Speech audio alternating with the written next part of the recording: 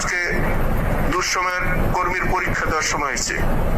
আমরা বলছি আল্লাহ চাই, যদি আল্লাহ যদি আমাদের ক্ষমা করে, নেত্রী আমরা দেশে আনবো। আওয়ামী লীগকে প্রতিষ্ঠিত করার জন্য আমরা যারা তরুণরা আছি আমরা সকল ঐক্যবদ্ধভাবে আসবো। বাংলাদেশে যে লুটপাট, যে অন্যায়, যে অবিচার হচ্ছে, বাংলাদেশের স্বাধীনতা 30 লক্ষ শহীদের রক্তকে কিভাবে তারা অপমান করতেছে। আজকে বলে ছাত্ররা দেশের গার্জিয়ান, আমরাও বাপ হয়েছি, আমাদের সন্তান কিন্তু ছাত্র আছে। যারা ছাত্ররা যদি বাপ মাকে অপমান করে, সেই ছাত্ররা কুলাঙ্গার ছাত্রই কোনোদিন ছাত্রত্ব হিসেবে তাদের সম্মানটা হতে পারে না। সেই কুলাঙ্গার ছাত্ররা যদি হয় যে তার পিতা মাতাকে মানে না, তার গার্জিয়ানকে মানে না, তার শিক্ষককে মানে না, তার সমাজের যারা মানুষ আছে সম্মানী ব্যক্তিকে মানে না, সেসব কুলাঙ্গার ছাত্র নামদারিকে ভবিষ্যৎ কি করতে হবে সেই জন্য আমরা প্রস্তুতি নিয়ে রেখেছি।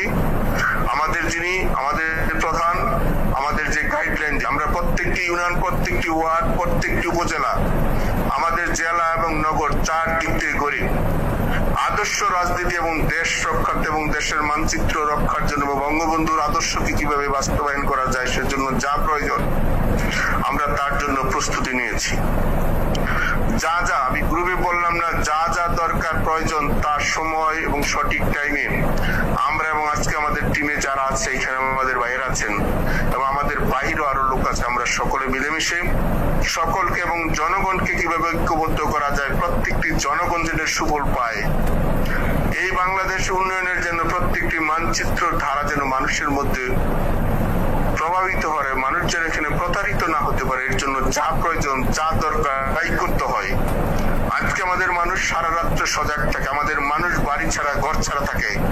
প্রত্যেকটি মানুষের ঘর ছাড়া বাড়ি ছাড়া এটা কিভাবে প্রতিশোধ দিতে হয়, সময় পরিস্থিতি, মানুষ হিসাবে আল্লাহর কসম দিয়ে বলতেছি, আল্লাহ আমাদের সহায়ক।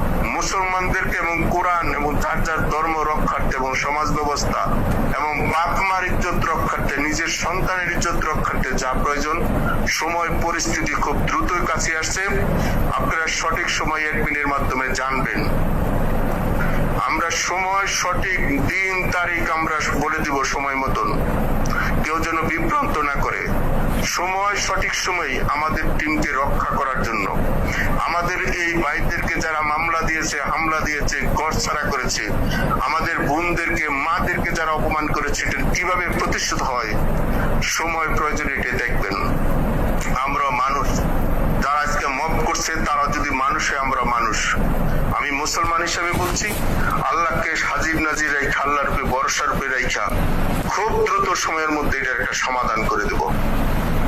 এর জন্য যা আপনারা দয়া করে যার যার এলাকায় যারা আপনাদের বিশ্বস্ত এবং আদর্শ নেতা আছে তাদের সাথে আপনারা যোগাযোগ করেন। আমরা প্রত্যেকের সাথে যোগাযোগের জন্য প্রস্তুত নিয়েছি। বাকি কথাগুলো আজকে গ্রুপে সেভাবে বললাম না।